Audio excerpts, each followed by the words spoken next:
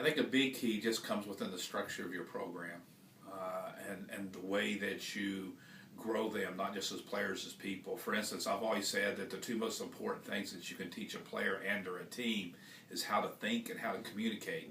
I know that's not dribbling, passing, or shooting, but I think you build those components into the way you structure your practice, your game, your everyday to-day operations in your program. If you're teaching them to think and to communicate, then I think that's going to speak well for them when they advance past your program and get out into real life. Learning all the X and O's, never forget it's about the relationships. I think most coaches, when they're young, and this included me, was always interested in learning plays, and it's not about plays, it's about people. Their desire to be a part of something special. I think if I could compare coaching women and men, it's a lot easier to bring women together as a team than men. I think they want to be a part of something special.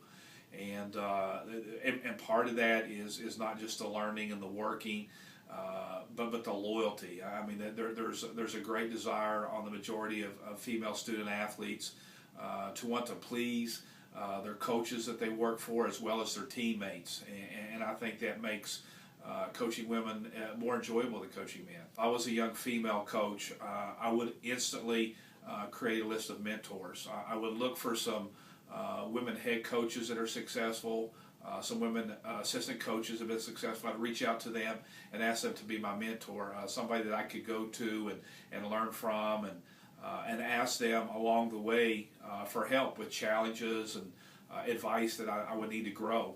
The other phase of that is while you're learning all the X and O's, never forget it's about the relationships.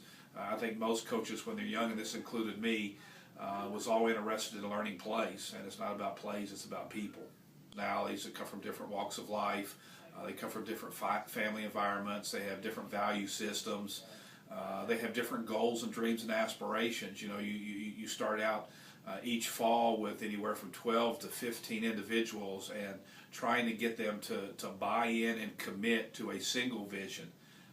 That's always the greatest challenge, because within that you also have to find a way to help them meet their individual needs and their individual goals. But before they can really do that on a true basis, they have to become one first. I think that's always the greatest challenge. Well, certainly work at your craft, and I don't think there's a better time in history than to be a student of the game through social media and clinics and videos and the internet. There's just a ton of information after you have the opportunity to coach them. There's not a better feeling for me as a coach as when I get a phone call or an email or a visit from one of my former players where they come back with their family in tow, or let me know about a job promotion they got, or sometimes they need some help in applying for a job or getting through a rough patch in their life. I think 10, 15 years removed after they've been a part of your program, to be able to still have a relationship with them and be a part of their life, I think that's the most rewarding thing.